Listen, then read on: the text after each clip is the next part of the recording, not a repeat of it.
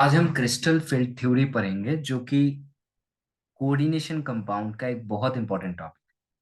ठीक है। ये थ्योरी जो है वो वैलेंस बॉन्ड थ्योरी को रिप्लेस करके आया है। वैलेंस बॉन्ड थ्योरी का लेक्चर मैं आपको प्रोवाइड करूंगा। जनरली पहले लोग वैलेंस बॉन्ड थ्योरी पढ़ाते हैं, but that's not much important as crystal field. ये सबसे ज्यादा इंपॉर्टेंट है। ठीक है। इस थ्योरी को पढ़ने के लिए हमें कुछ एजम्पशंस करने पड़ते हैं, उसके अलावा ये थ्योरी समझ में नहीं आए। तो सबसे पहले क्या क्या एजम्पशंस करने पड़ेंगे ये क्लियर होना चाहिए। ठीक है। एजम्पशंस मतलब इसको समझने के लिए कुछ बातें हम लोग अलग तरीके से समझते हैं। सबसे पहला, अभी तक हम लोग क्या जानते थे कि लाइगेंड और मेटल के बीच में जो बॉन्ड होता था वो कोऑर्डिनेशन बॉन्ड होता था। ठीक है। लेकिन क्रिस्टल फील्ड थ्योरी में ऐसा कोई चीज है ही नहीं, यहाँ पर सिर्फ electrostatics, force of attraction, repulsion, बस इसी के बारे में हम बात करेंगे। ठीक है। लाइक चार्ज क्या करते हैं, एक दूसरे को रिपेल करते हैं, अनलाइक चार्ज क्या करते हैं, अट्रैक्ट करते हैं। बस इतना दिमाग में रखो और कुछ नहीं जानना है। तो यहां पर जो बोला जाता है वो कहा जाता है the interaction between the metal and ligand are purely electrostatic in nature।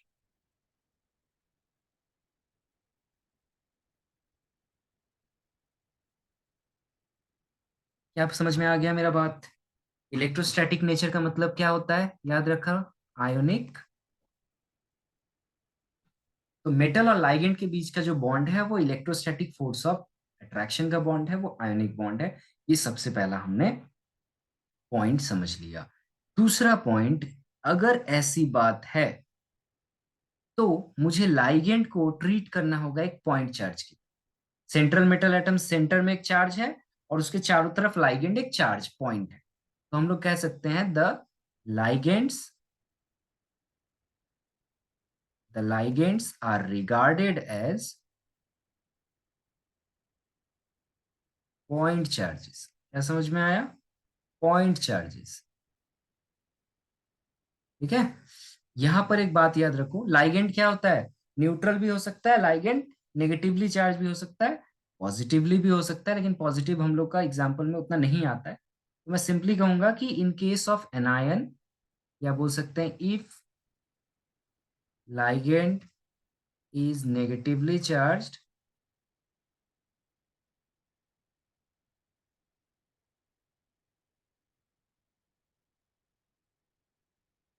if ligand is negatively charged, then regard it as point charge। अगर वो एक नेगेटिव चार्ज बॉडी है तो उसको एक पॉइंट चार्ज ट्रीट करो। लेकिन अगर लाइगेंड जो है न्यूट्रल है, अगर लाइगेंड न्यूट्रल मॉलिक्यूल है, देन उसको डाइपोल ट्रीट करो। क्या मेरी बात समझ में आ गई? अगर लाइगेंड एनायन है तभी वो पॉइंट चार्ज है। अगर वो न्यूट्रल मॉलिक्यूल जैसे H2O, NH3, तो इनको हम क्या ट्रीट करेंगे, डाइपोल। बात समझ में आ गई ना? बहुत स्लोली पढ़ा रहा हूँ, दिमाग में धीरे धीरे लिख लिख के पढ़ो, क्लियर हो, एकदम बैठा लेना इसको दिमाग में। थर्ड पॉइंट, अच्छा, अगर मेटल भी मेरा आयन, मेटल में भी इलेक्ट्रॉन है और लाइगेंड में भी इलेक्ट्रॉन है, तो मेटल वाला इलेक्ट्रॉन लाइगेंड वाले इलेक्ट्रॉन को रिपेल करता होगा, यस और नो, है ना? तो हम लोग बोल सकते हैं the electron of metal are under repulsive force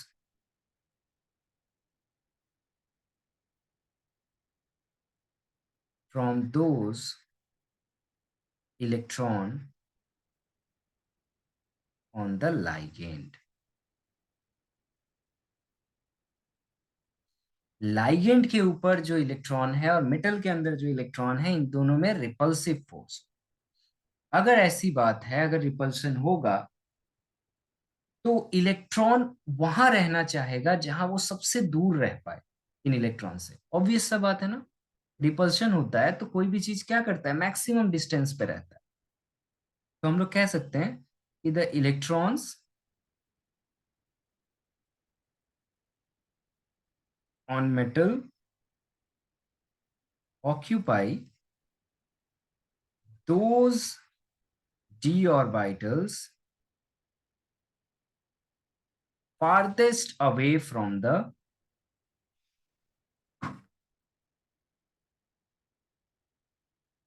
farthest away from the direction of approach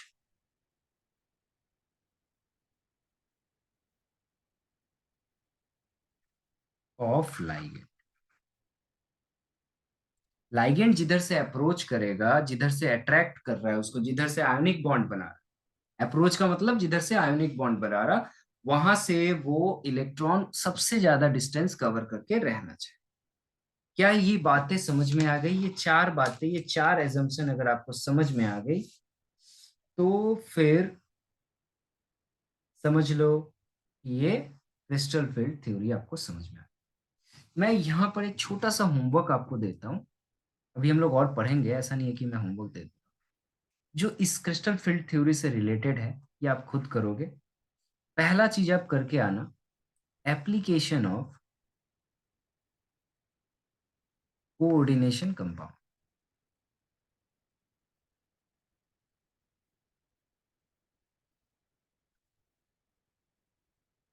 ठीक है। दूसरी चीज, stability of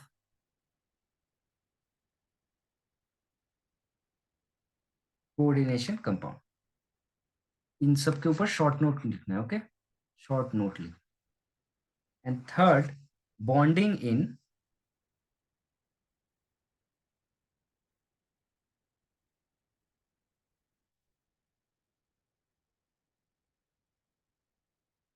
metal and ligands in coordination compound।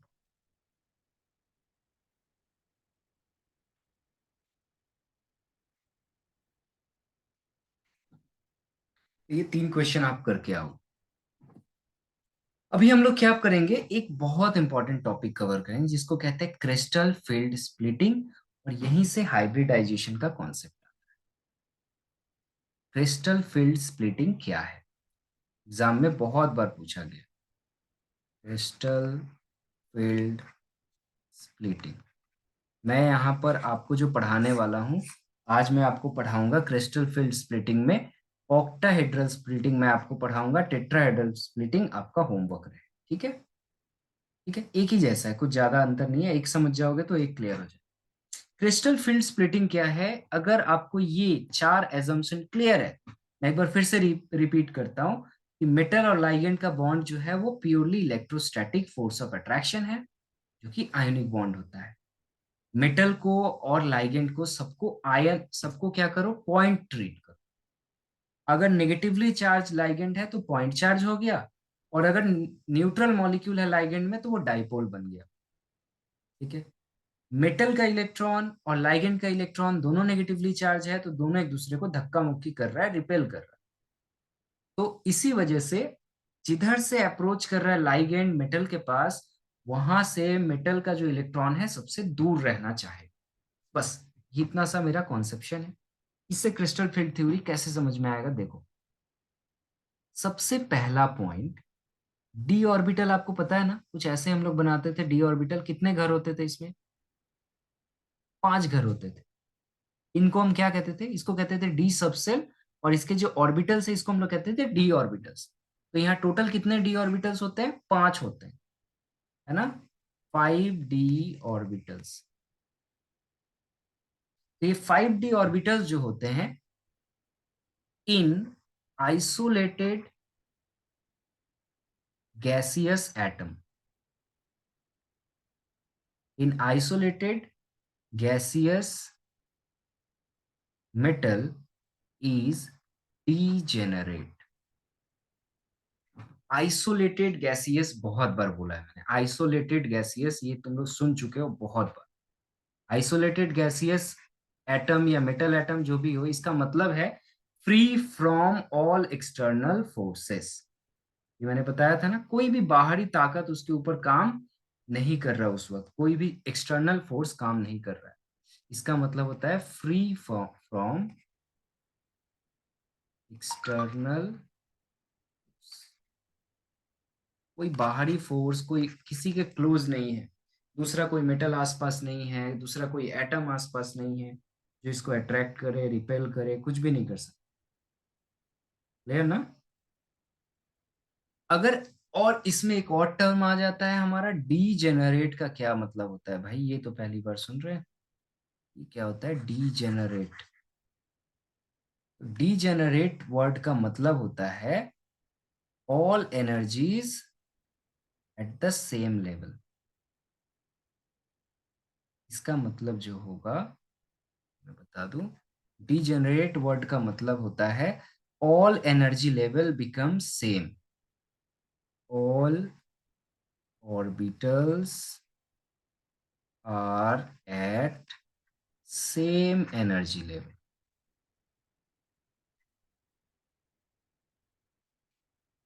ठीक है? ये डी सबसेल में जो 5 घर होते हैं, इनका नाम क्या क्या होता था? अगर आपको याद हो तो इसको हम लोग कहते थे D X square minus Y square, D Z square, D X Y, D Y Z and D Z X. ये 5 घर होते थे। जैसे P X P Y P Z होता है ना, उसी तरह ये 5 घर को ऐसे नाम है। तो आइसोलेटेड गैसियस अगर एटम होगा तो हम यहाँ एनर्जी एक्सिस पे मान लो इन सब का एनर्जी सेम होगा E1, तो सारे घर एक साथ एक एनर्जी लेवल पर रहेंगे, ऐसे एकदम ऐसे रहेंगे, सेम एनर्जी लेवल पर रहेंगे। इसको कहा जाता है degenerate. D X square minus Y square, D Z square, D X Y, D Y Z, D Z X. So same energy level पे है ना सारे, तो हम लोग इसीलिए इसको कहते हैं डीजेनरेट,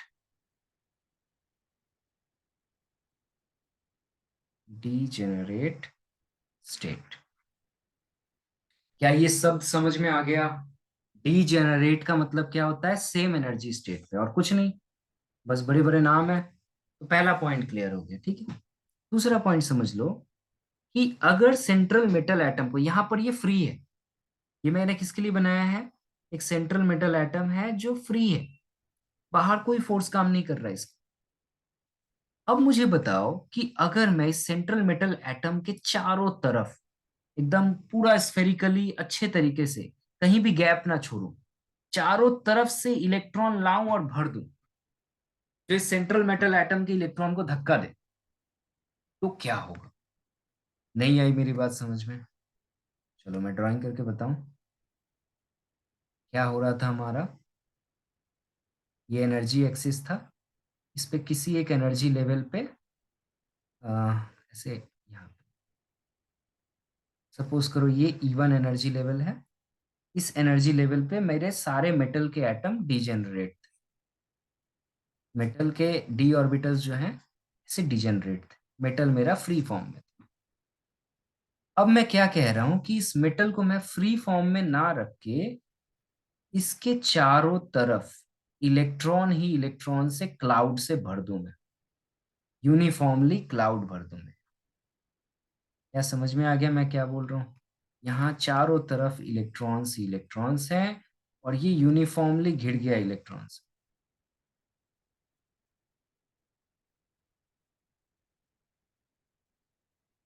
तो मैं यहाँ बोल सकता हूँ मेटल विथ सिमेट्रिकल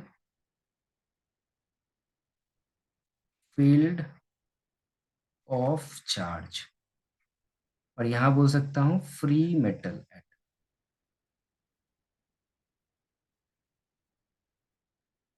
अगर ऐसा हो तो क्या होगा, आपको क्या लगता है?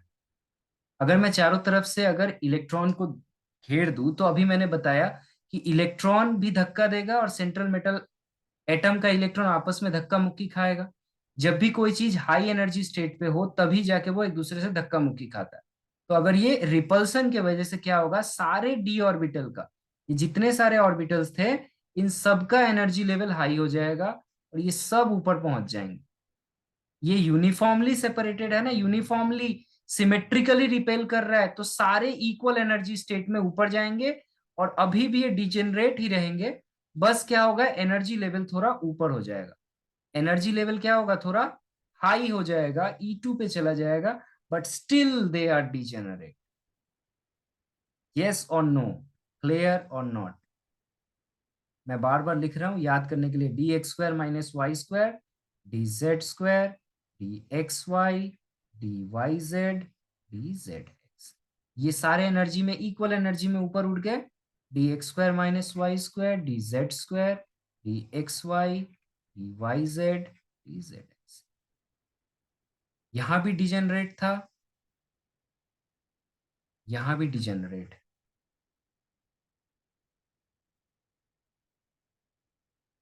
ये सुन लो, बोलो जो मैंने बताया ये समझ में आया? ठीक है, तो मैं यही चीज को स्टेटमेंट में लिख सकता हूं कि if a spherically symmetric field of charge, negative charge better to say, is placed around metal, the orbitals remain degenerate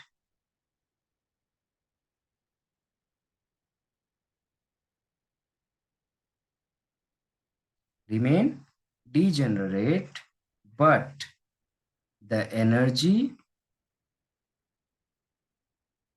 increases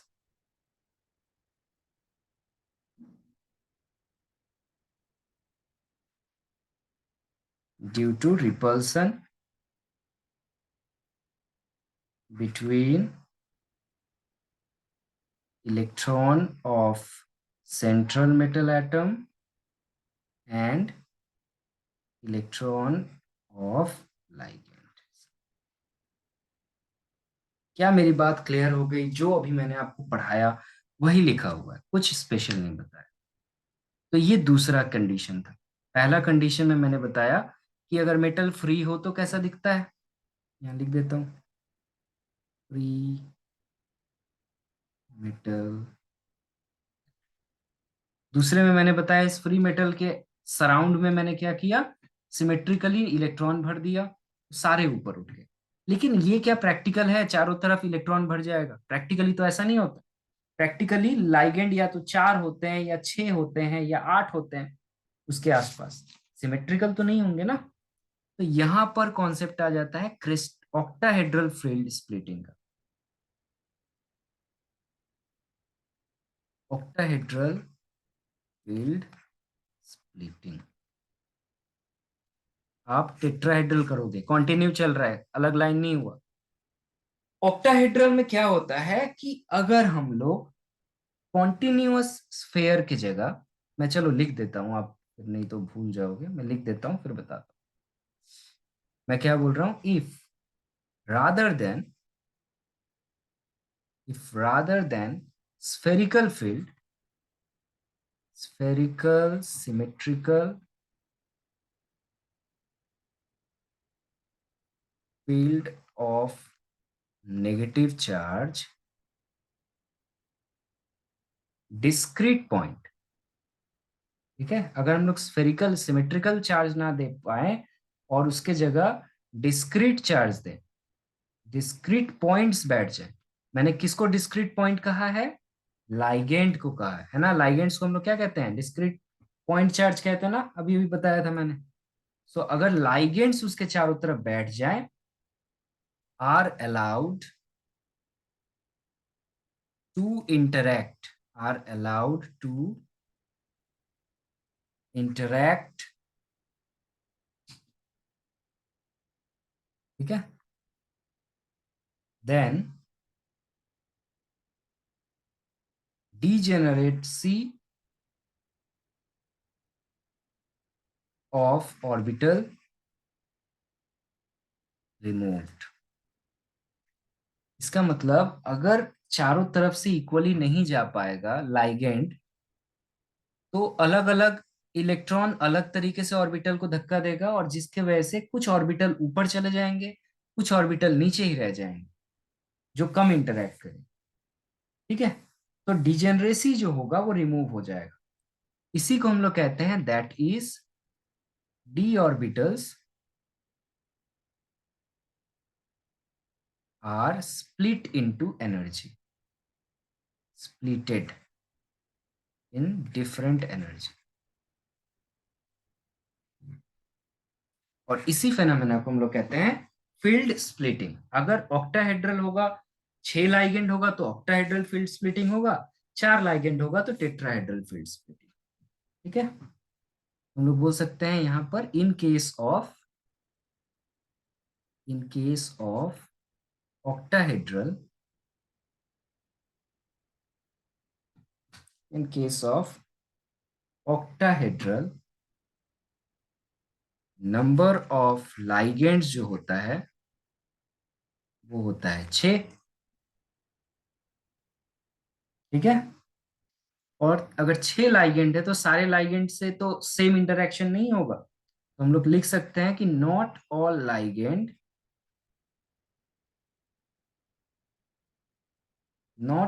ligands interact with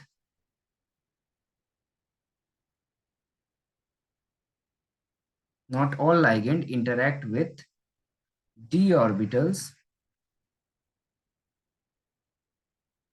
with same extent।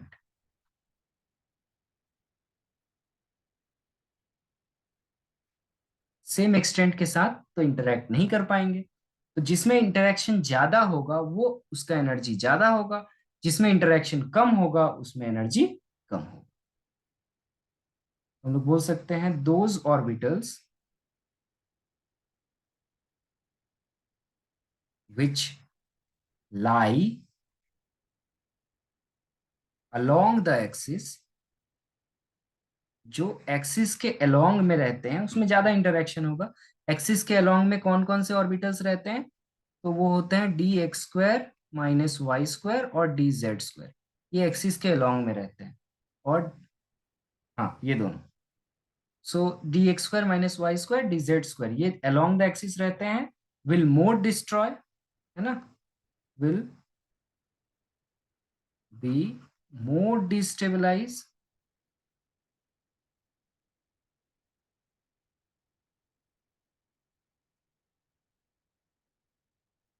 Then those which lies in between the axis। In between the axis कौन रहता है, dxy dyz dzx। तो ये कम interaction होता है इनमें।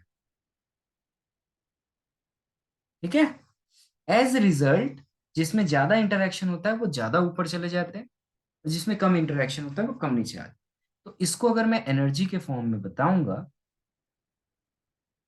तो इसका जो हम लोग ग्राफ बना सकते हैं कुछ ऐसा बना सकते हैं।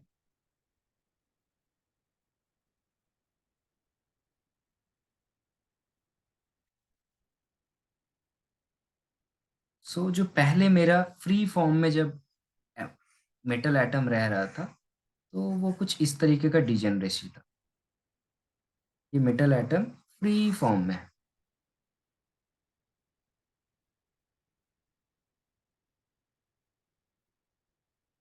ठीक है, और ये होता था dx² - y² dz² dxy dyz dzx। ठीक है, अब क्या हो रहा है, मैं कह रहा हूं कि ऑक्टाहेड्रल फील्ड स्प्लिटिंग है।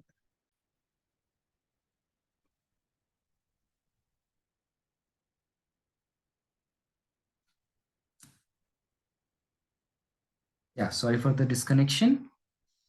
सो अब हम लोग क्या कह रहे हैं, octahedral field splitting. Octahedral field splitting में कुछ इस तरीके से लाइगेंड्स जो होते हैं वो मेटल एटम को अटैक करते हैं। So this L represent ligands.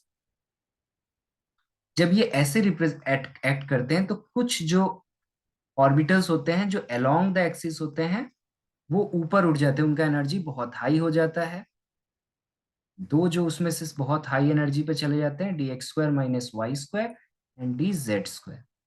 और कुछ का एनर्जी उठता तो है, उसमें भी इंटरेक्शन होता है लेकिन उतना ज्यादा इंटरेक्शन नहीं होता है। वो नीचे थोड़ा सा नीचे रह जाते हैं, मतलब इससे थोड़ा तो ऊपर उठेंगे क्योंकि इंटरेक्शन हो रहा है, लेकिन बहुत ज्यादा ऊपर नहीं उठते हैं। They are D X Y, D Y Z, D Z X. So science के टर्म में ये याद रखना, साइंस के टर्म में जो ये ऊपर वाला एनर्जी स्टेट है इसको हम लोग कहते हैं ईजी एनर्जी स्टेट, और इस स्टेट को हम लोग कहते हैं T2G एनर्जी स्टेट। ठीक है। और इन दोनों स्टेट के बीच में जो एनर्जी का गैप होता है इसे हम लोग डेल्टा जीरो से रिप्रेजेंट। ठीक है। ये चीज आपके स्कोप के बाहर है, अगर आप केमिस्ट्री लेके फर्दर बीएससी वगैरह करना चाहो तो उसमें आप पढ़ोगे ये सारी चीजें कहाँ से आती हैं, कहाँ से प्रूव होगा। फिलहाल आपको इसको सोचने की जरूरत नहीं है। ठीक है। इसमें जो ऊपर वाला पोर्शन होता है इसमें 3/5 पोर्शन यहाँ रहता है ऑफ डेल्टा जीरो, और नीचे का जो एनर्जी गैप होता है ये just 2/5 of delta zero.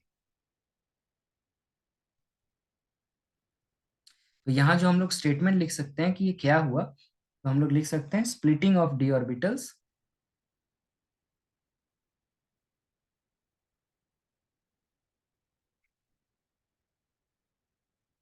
Splitting of D orbitals in octahedral field.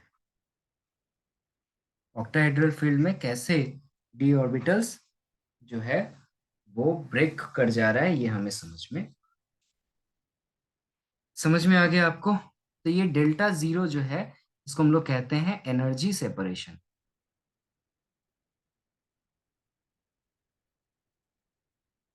इसको क्या कहते हैं, एनर्जी सेपरेशन। ये चीज याद रखना बहुत इंपॉर्टेंट है। लाइगेंड्स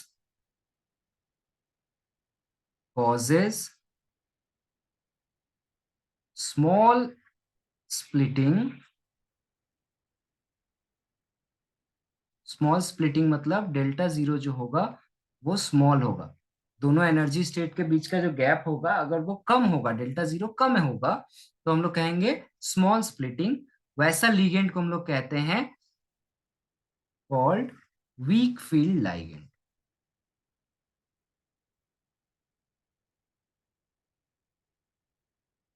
ऐसा लाइगेंड जिसके वजह से एनर्जी स्प्लिटिंग जो हो रहा है हमारा ऑर्बिटल का, अगर ये कम हो तो हम उसे कहते हैं वीक फील्ड लाइगेंड। एग्जाम में पूछता है और इससे बहुत कुछ समझ में हमारा आएगा। ठीक है। और अगर डेल्टा जीरो ज्यादा होगा तो उसे हम क्या कहेंगे, स्ट्रॉन्ग फील्ड लाइगेंड। सो लाइगेंड्स कॉजेस लार्ज स्प्लिटिंग, मतलब डेल्टा जीरो जो होगा वो लार्ज होगा, ऐसे लाइगेंड को हम लोग कहेंगे स्ट्रॉन्ग फील्ड लाइगेंड।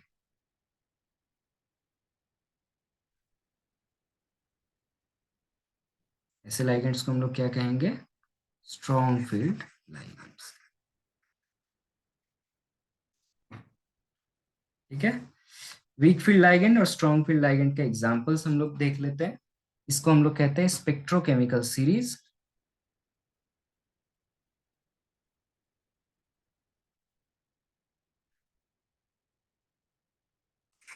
सो इसमें जिसका एनर्जी मैं ज्यादा लिख रहा हूँ ग्रेटर देन, वो स्ट्रॉन्ग फील्ड हो जाएगा। इसको कम लिख रहा हूँ वो वीक फील्ड हो जाएगा। सो इधर कुछ वीक फील्ड लाइगेंड है, कुछ स्ट्रॉन्ग फील्ड। कैसे पता चलेगा कौन वीक फील्ड लाइगेंड होगा कौन स्ट्रॉन्ग फील्ड लाइगेंड होगा? So that will be number of questions that you are practicing. हम लोग को बहुत सारे क्वेश्चंस प्रैक्टिस करने पड़ते हैं, तब पता चलता है कि कौन सा बड़ा होगा कौन सा छोटा होगा।